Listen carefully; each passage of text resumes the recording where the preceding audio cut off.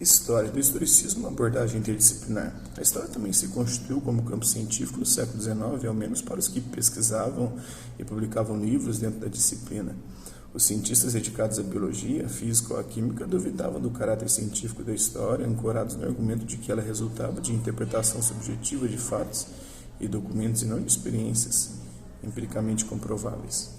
De fato, os historiadores do século XIX se mantinham muito apegados à tradição da escrita historiográfica que vinha da antiguidade, o estudo das guerras e de grandes personagens, a convicção de que a história servia para compreender o presente, uma teleologia, um estudo dos fins, e assim iluminar o futuro. Mas houve também mudanças essenciais nos métodos de pesquisa. Primeiro, tornou-se obrigatório fazer a crítica das fontes externa e internamente. A crítica externa verifica se os documentos são materialmente autênticos, já a interna investiga se os documentos já verificados dizem a verdade, o que só é possível alcançar comparando vários documentos sobre o mesmo tema. Essa corrente ficou conhecida como historicismo e teve como berço a Alemanha, onde se destacou o historiador Leopold von Ranke, que viveu de 1795 a 1886. O foco de análise historicista é o fato histórico, entendido como episódio de grande repercussão, sobretudo no campo da política, da diplomacia e das guerras.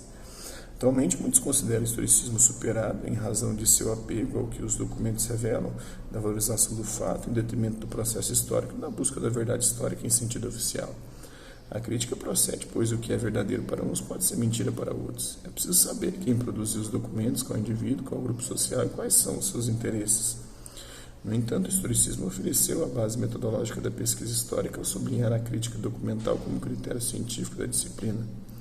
Desde então, a pesquisa histórica profissional praticada nas universidades parte da delimitação das fontes, da crítica externa e interna dos documentos, da investigação sobre como e por quem foram produzidos, longe da pesquisa de fontes, mas com uma erudição e motivação política, com muita erudição e motivação política, no século XIX surgiu o materialismo histórico. Formulada pelos alemães Karl Marx, que viveu de 1818 a 1883, e o Friedrich Engels, que viveu de 1820 a 1895, essa corrente era uma filosofia da história, porém trazia uma novidade do ponto de vista teórico, a convicção de que a história era movida desde sempre por razões econômicas, ou seja, relacionadas à vida material.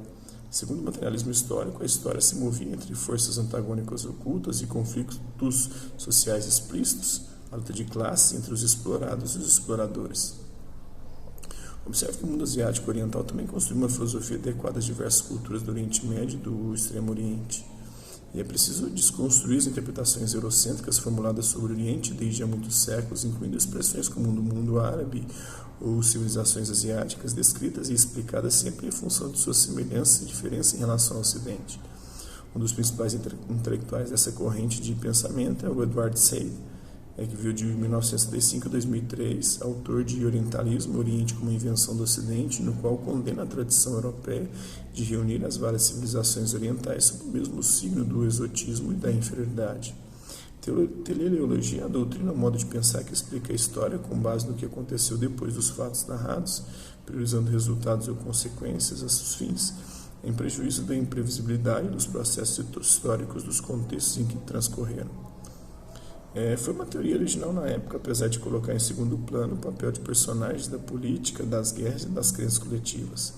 Mas essa teoria fundou a história social, valorizando as classes populares, a vida material, as angústias coletivas e a miséria da maioria. Produziu também uma filosofia histórica comprometida com a ação política revolucionária, uma concepção baseada na igualdade do gênero humano, que devia se traduzir em igualdade social. Uma filosofia dedicada a explicar a realidade concreta em vez de investigar o conhecimento e a moral em níveis abstratos. Um dos grandes dilemas da história, assim como de outras áreas das ciências humanas, é a contradição entre o nacional e o universal, já que se afirmou como ciência na era dos nacionalismos, tempo de consolidação dos estados nacionais e de acirramento de rivalidades e competições por hegemonia política ou dominação econômica.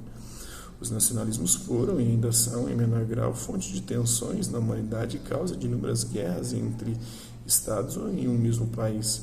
A produção historiográfica produzida até meados do século XX foi, na maioria, marcada pelo historicismo e dedicada ao estudo das nacionalidades e da formação histórica dos países. Assim, muitas vezes produziu-se uma historiografia nacionalista, por vezes xenófoba, na qual o autor fazia de seu país a referência para o estudo da história. Xenofobia ou repúdio a tudo que é estrangeiro e diferente, mas nem toda historiografia historicista foi nacionalista e dedicada à história política factual. Alguns autores foram além, usando estudar temas menos convencionais e mais abrangentes. No século XIX, o suíço Jacob Burckhardt, que viu entre 1818 e 1897, publicou Cultura e Renascimento na Itália, relacionando a revolução cultural da época com a ascensão da burguesia comercial. O francês Jules Michelet, que veio de 1798 a 1874, publicou A Feiticeira, um estudo sobre a bruxaria na Idade Média, interpretando crenças e ritos satânicos como reação camponesa ao cristianismo. O Fustel de Coulanges, que veio de 1830 a 1879, publicou A Cidade Antiga, um estudo sobre religião, família e poder na Antiguidade Grega. O Edward Gibbon, veio de 1767 a 1794, publicou Declínio e Queda do Império Romano em Perspectiva Sociocultural. De todo modo, o dilema internacional universal atravessou o século XIX e adentrou o século XX, entrelaçado com o dilema entre a história política e outros tipos de história mais abrangentes, incorporando as dimensões social, econômica e cultural.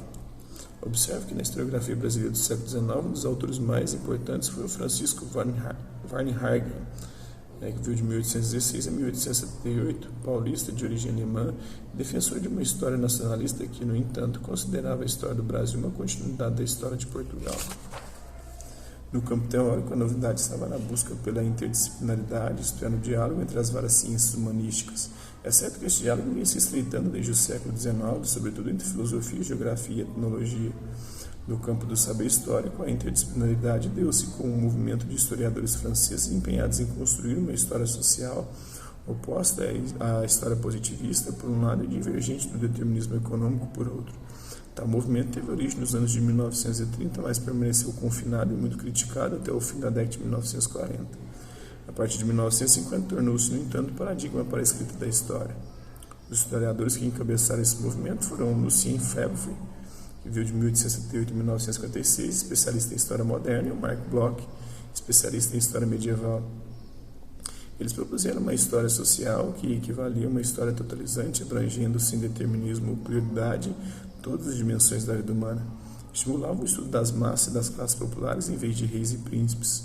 Uma história que deveria mesclar-se com antropologia, filosofia, psicologia, economia e, sobretudo, com sociologia e geografia. Uma grande virada ocorreu no fim dos anos de 1960, com a história das mentalidades, que se pretendia inseparável da antropologia, pois defendia o estudo de costumes, sentimentos, religiosidades e cultura. Assim, apresentou-se como uma história antropológica e vários historiadores passaram a estudar feitiçaria, sexualidade, família, parentesco e temas eminentemente antropológicos, porém em perspectiva diacrônica. Diacronia é um conceito que alude às mudanças no tempo e na cronologia, em contraposição à sincronia, que alude a fatos ou fenômenos ocorridos no mesmo tempo. A partir de 1980, surgiu na Itália um desdobramento da história das mentalidades que ficou conhecido como microhistória. Foi uma inovação radical que propunha pesquisas com base em casos muito particulares, como biografias de pessoas comuns, e episódios miúdos na história das nações, como a perseguição às bruxas em alguma cidade, o exorcista que tirava o demônio de pessoas ou animais. A microhistória oferece livros que podem ser lidos como romances ou novelas, mas que resultaram da pesquisa sistemática de documentos. É isso aí. Quem curtiu, dá um like, não curtiu, dá um dislike. Hasta la vista, babies. Até a próxima.